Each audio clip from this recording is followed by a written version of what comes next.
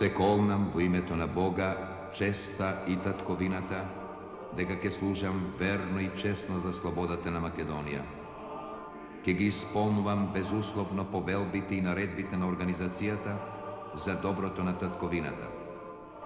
Ако и напакостам со нешто на организацијата, или ако ги предадам доверените тајни, готов сум да бидам казнет со кама или револвер за потврда на кое што ги бакнувам. Амин.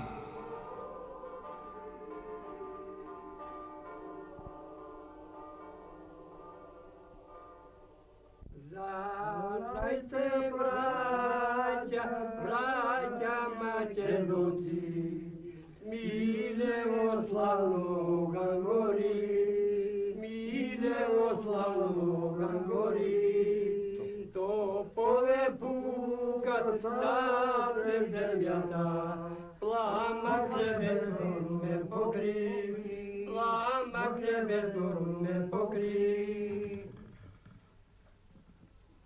Ženite plakat lista detata, mogli se krijat во bespokoj, mogli se krijat во bespokoj.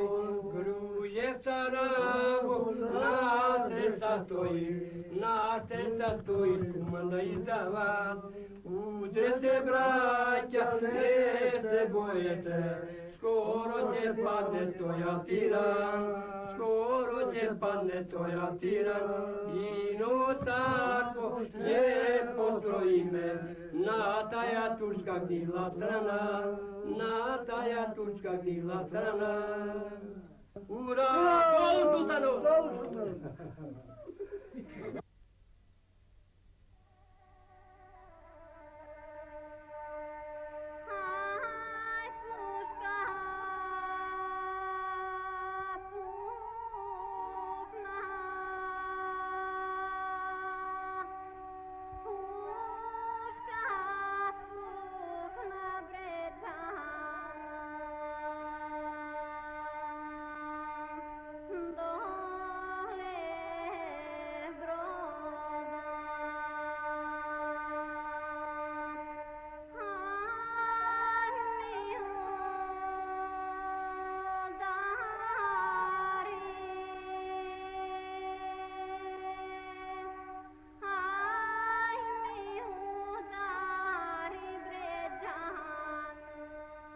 Во страниците на Илинденската епопеја, Смилево зазема посебно место со историскиот Смилевски конгрес, што во селото беше одржан во мај месец 1903 година, а на кој врвни раководители на револуцијата долго и возбудливо дискутираа за кревање на сенародното востание.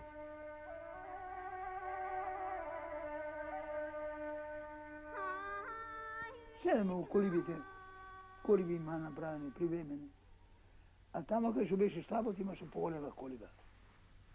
И многу вози тамо се собираме. Дискусија се водеше како да се дине востанието, како да почнеме, што да почнеме. Предлози паѓа едни овака, други онака. Тога рече Сараков, не рече, најубаво е да преземеме Битола, да дојдеме до оръжие. Тоа му рече, гре, да не мисли Битола е на Евроков, рече. Битола е армија, бе, кај можеме ние, со неко пушки ќумурници, да преземеме Битола. Се помня тоа. Ние со тоа восстание, гре, рече. Ништо друго не можеме да направиме, ако можеме да Европа да принудиме така, како што не била досега хумана, сега ќе се појави хумана. Да може да тури некако крај. Да се, ние сосем да се ослободиме, не можеме. Нашето восстание е, че го наречуваме недоночи. Така више недоночи. Ама од друга страна, ја така мислиме, че да ние од децата, од колетки да ги наоружаме со оръжие, ние сами, без помощта на некоја странска сила, ништо не можеме да направиме. Што рекоме, че само Перед Тошев дошъл, това бърга от София, и им казва там, тогашното правителство, тия некои министри ще влезли от това правителство, биле за да се помогне на България, на Македония. И ще влезат война с Турция, България. Кой рече това, не може да се надава на това. И како? България не може да дигне глава, рече, ако не е дозволена от Русия. А Русия е сега, рече, ангажирана с Япония. И тако, како што беше, одма се обзега войната. Едно това. И друга, една друга опасност, речеме. Ако България стане, рече, това ќе биде дележот на Македонија. 3 месеци по Смилевскиот конгрес, востанието избувна како пожар, подпалуван и разгоруван од тиранијата на крвавиот султан, низ долгите робски деноноќа на народот. Жетта за слобода беше голема и за неа беше спремно да се даде се. Штабот на востаниците во селото се присоедини кон борците и заедно со нив нападна врз укрепените позиции на аскерот во камените згради на селото. Започна првиот ден на Илинденското востание.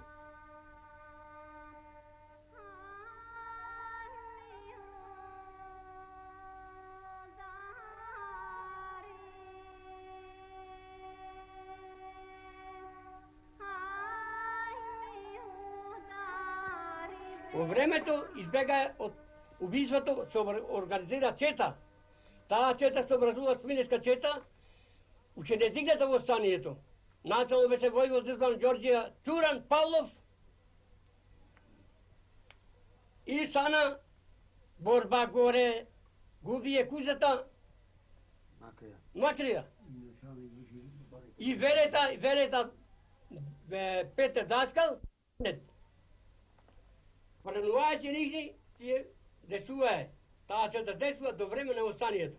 Кога се образува востанието, дојде се напълни овдека, разе потпална ушиците и продаваја жените, обетките и пакшите, сребрени овдека кои носе тоа време невестите, секој да земет оружје. Веднага и се наоружа Смилево. Оние кои бе во странство добие покана секој да се врати, да со нашите беа во зидани мајстори, работај во Солун, работај во Бер, во Серес и кој ти знае каде. Сите дојде се јавија. На ден востанието се образуваја четите. Овдека четите се образуваја прве од сите мала извадени чети. Војводи. Од тие војводи бе што бе изабрани, организираа од кој место отвори борбата. Првата борба беше наредена да се отвори од долната мала. Од долната мала, од 5 куќи кои бе сместени многу четици, селани, смилевци, за да отвори борба пред турцинот. Турската војска по обичаите правеше вечеринка. Навечер да свирит молитва. По наши молитва, а по нехни да избикнеат. И кога дадоe сигнал, а сега пазиша, ја фрли првата пушка, ја пукна Ѓоре Амберко, кој го уби тргачот.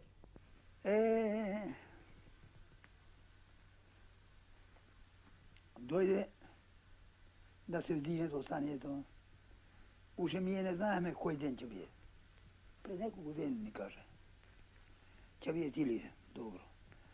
Се нареди во Смилево од 2-3 месеца и така беше првата, кој ќе испири трубата за молитвата, првата труба кој ќе испири не, втората труба кој ќе испири веднага да се отвори тога. А ние 5 души, ја и Стојан Досков, Алиша Кошкав и Ѓоле Любика и беше уште некој, требаше веднага да влеземе в село да фатиме црквата. Да можеме да стреламе оттамо, да и не оставаме, да не оставаме војска да влезе у школото. Меѓутоа ние дурдоеме в село, тие веќе школото го фатили турците. И нашето видење беше безпредметно. Така вечерта и држаме турците затвора. Утредната сега овие Турци, на ова војска што е затворена, ќе им дојат помош. Од каде треба да им дојат помош? Ние рекоме, тоа е Ресин најблизу. А Ресин е мал гарнизон. Ќе дојат од Битола. За да дојат од Битола, треба да поминат на Ѓороров. Тако е местото, тамо по-наблизу е. Кој ќе оди тамо ме одреди мене, со Тонски, со 213 четници. Мене Тонски ме одреди, ова место ќе одереш ти, да не пушеш овде да поминат. Турци да ти фатит красине горе. Добро. Слушам, трубата свири, илери турски, напред. И дури бодреше тој, некој си офицер. Идели Динка Длашар, браќа по вера, така име. И најпосле, илери вечерата вар, со лутина. Слего долу, така, јалува, долу. Тоа се најдено уште 20 четници. Еден пред мене беше, еден по мене. Одимам одгоре, веќе, тоа што рекол турци, тоа што сака тоа ме се оземе, и фати тамо крачета. Грми, пушки, околу уши, патчини, куршуми. Моли го на Стојче да Бог да опрости. Тој беше од Кическо. Стојче, многу пчели, ќе не касне дека пчела. Уште недолеко тој падна. Падна, кога го загледах, овде уште крв немаше потечено. Дупка, во глава беше удрен. Залинах до него, ваѓа некој камче, немаше ово камче. Фрлих 3-4 пати на Турци. Како фрлих 3-4 пати, на гумнот, после на чадот, пусти наши догри, ќумурници. Кога гледа да м грми залпови, ќе ме крене од тие, со камење од тако, оде ми по глава хатија да ме взема. Во деновите на Илинденското востание, пред и понив, посебно во овој револуционерен реон на Македонија, се истакнуваше крупната фигура на Даме Груев, кој беше станал символ на борбата на народот од овој крај. Храбар и бескомпромисен војвода, целостен и мудер раководител, праведен и човечен, Даме Груев се нареди на предните места во револуционерната историја на Македонија, се здоби со широка популарност помеѓу востаниците, а кај своите соселани и соборци остави трајни, секогаш живи спомени.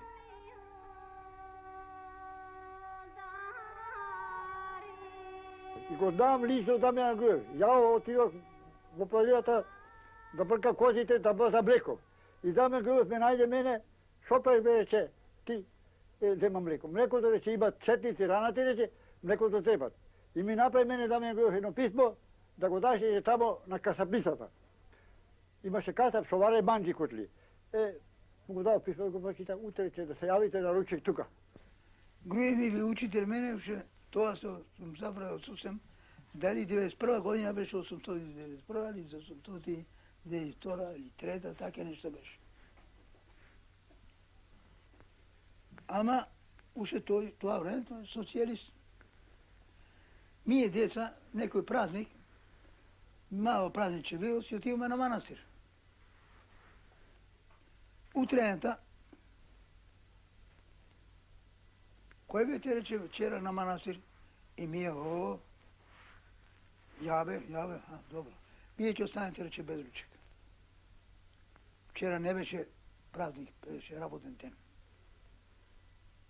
Кој ви одобрил да одите на манастир? И од селаните некој, бре, овој, безбожник, да ни остави деца без ручек, зашто биле на манастир. Тие не биле на лош поднеге, црква биле. Се дигаат неколку души, петиција, како се вика, до Ексархија, да така нешто, го смени Груева за другата година. И така ти, после беше Груев у Битола. Имаше една чета, Пратиме Абер Битоловти, так и една чета, да дойде с Груев да им даде работа на овие четници. Меѓутим, тие четници си бе на своја глава. Док дойде Груев, тие избегаја. Исто не биде на таа работа. По кое време беше Груев, после кога падна по затвор, и баш пред восстанието се ослободи, си дојде. Како сега да го гледа, ослабен, како затвор, како разбира се. И имаше една пушка, Дога Манихера, од четата на Давидов. Како се уби Давидов, карабината негова, ја зоде некој четник, од неговата пушка остана у бездействие, остана у Смилево. Кога дојде Груев, таа пушка му дадат на него. Тој беше началник. Неговиот говор не може секој да го види.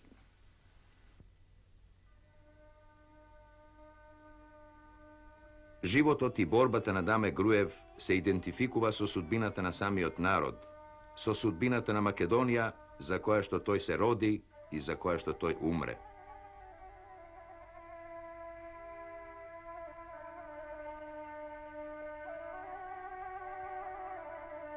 Даме Груев е роден во Смилево, а неговата фамилија е дигната од Галишек, од Галишек.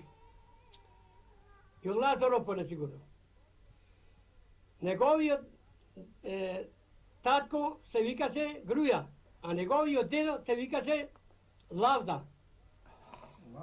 Лавда. Неговата мајка се викаше Марија. По црквата на Марија, неговата мајка е земена од Егменовци. Од Петреда, Егуме сестра негова, кој направи манастир во тоа време неговиот внук.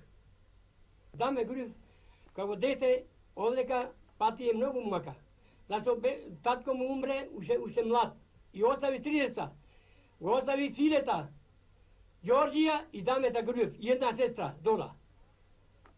Од таа фамилија нихна, фамилија со многу мока го гледа него како дете, а овие оде главени, Цирко и Ѓорѓија, оде во Солун и во другите места да работат како зидари, мајстори да донесат леп за дома, да може да преживеат летото, а зимата оде во Солун на работа и во Таригат, кој ќе знаат по тие места, јудите места.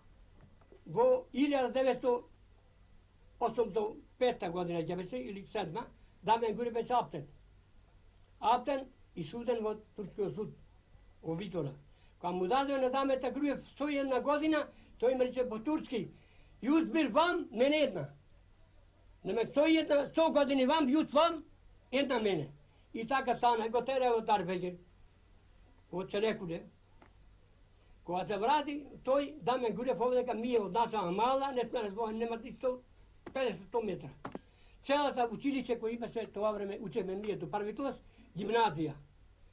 Го чекаме сите и го пречекаме голо со песни, го носиме дома и на сите деца ни даде по една роговачка. Се додека трае Илинденското востание, селото Смилево е незапирно, крваво боиште, полигон на неустрашиви јуриши, небо задушено од лелеки пискотници, порој од солзи и крвје. Селото неколку пати поминува од рацете на Аскерот во рацете на востаниците и спротивно. Смилевци покажуваат стоичка истрајност при сите последици што ги носеше промената на победата. Денес Смилево е слободно, мирно село во кое животот се одвива нормално, со вообичаена делничност. Но таа, историјата е тука, дише и живее за тој параван на секојдневноста, во секој камен, во секој човек, како длабок, жив белек, втиснат до самото дно.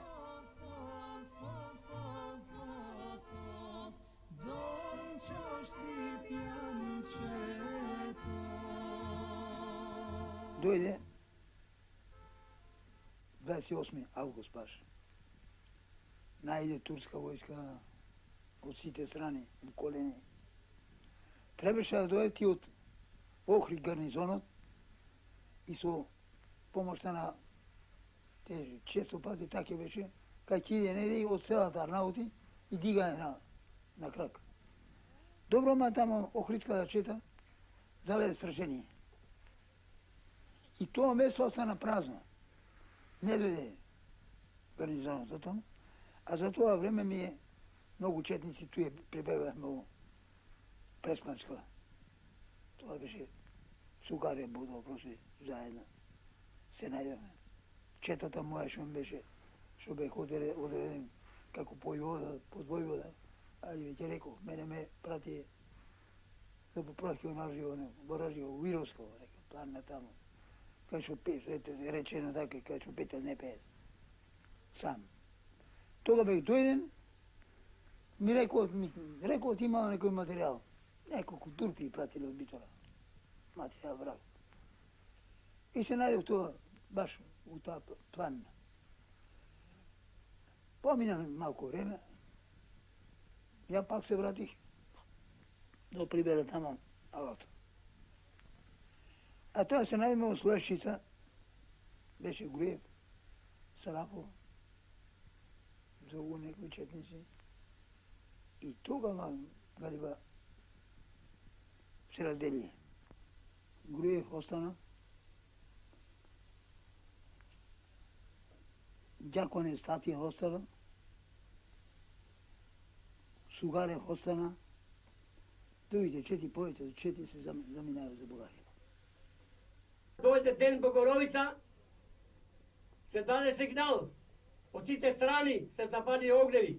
Од Пелицер, од сите планиња високи, тази од Лубен, од Цер, Кическо. Се покажа огневи и каза сигнал се даде, од утре ќе бидете друген напад на Смилево. Тој напад беше организиран од Хилмипаса, кој донесе 12.000 армија, таа армија окол наокол, едни од запад од Охрид, едни од север,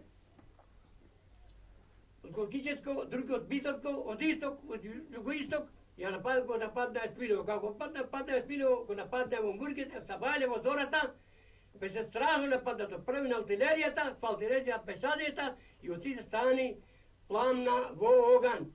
Само борба, населението пише, жените плачат, пише децата, старците се молит на Бога за спас, ама нема никако спас. Борбата трза до 2 сатот и повеќе. Една жена Сара се каци на бука Јана, Конева Јаницки, а под неја се најде најпрочениот Јован Лумбарко, кој знаеше многу јазици, арапски, турски, француски, грчки, секаки и бугарски. Знаеше да говори и предаваше нече, таа вика се одгора. Те се спаги, нека е жив царот, проситени, по турски. Ја чуе војнат аскерот, а долу беше покор. Пиши деца, тепаат, рисуваат, обесачуваат моми и други подови. Даде заповед пасата Хилмипаса да се населението веднага да слезат село, да се предае. Предавајќи населението, четите избегае, по Бигла горе, некој избегае на север повеќето избегае, а стана една друга чудесија. Жените кои стегае, млади и момите се мачкае со кал лицето од бесецување од арапите, од силата турска, арапска. Најповеќе праве пакал арапите. По едно време имаше опасност голема некои од војници да навлезат в зградите на Ѓорѓи Чуранов, които беха добри, така здрави згради, и за това решиха да ги опожарат. Със съгласието на стопанина на тия сгради, на Ѓорѓи Чуранов, те беха подпалени и опожарени. А в това време, когато къщите горят, социалните горят, Ѓорѓи Чуранов, който обичаше да пее и народни, и такива възраженски песни, започва да пее песента "Не ще ме ни богатство, не ще ме ни пари, но искаме свобода, човешки правдини".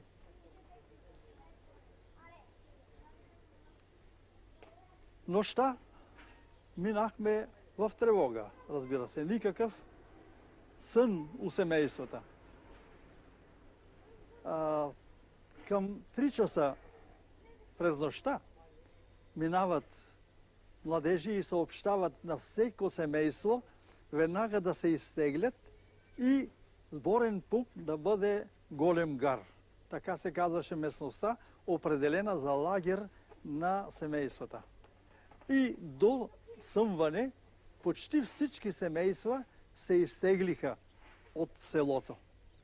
Кой каквото можа, вземал е, кой хляб, кой завивка и по такъв начин се настанихме в тая местност Голем гар.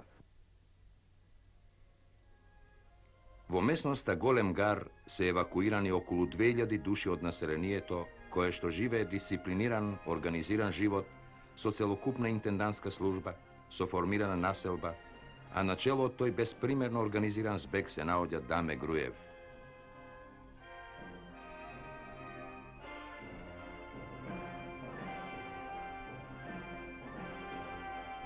Груев загина по сека случайност, не беше предан. Враќајќи од Солун некој, тамо имам среща со некои раководители, али разочаран многу. Дошол од тоа село во Синово, а во тоа време тие што иде од страна на власта за пари да собираат од народот, од последно време иде со војска. И некој војник, прескакајќи преко некој плот, му пукнаа пушката. Пукнувајќи пушката, еден четник од Груев излева на врата. Грешка. Излева на врата и точно го видел. А го видел, тој грнува пушката, ко те бал. Ко те бал, но тоа ќе дошло до срашение. А Груев за да не изгори селото, да не изгори селото, излезе. Излезе, ама времето било тако, снег имал врна, потрага, на брго време го убиде. И Турција не знаеле кој е. После австрицкиот консул отишол, го откопал, го сликал, тога Турција разбрале кој е, али е Даме Груев. Ја бе, тето тоа. Тето ни пише наш роднина.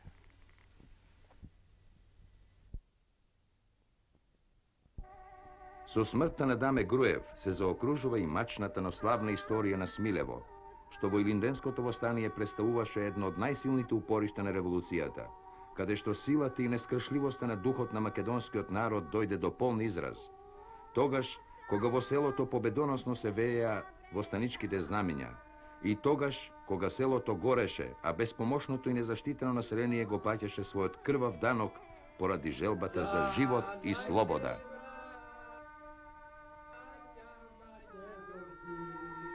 Билево славно гангори, билево славно гангори, то поле пука стапне в земјата, пламак небето руме покри, пламак небето руме покри. Груев жените плачат, питат децата, моми се кријат во безпокој, моми се кријат во безпокој. Груев Сараков насред стои, куманда и Сават.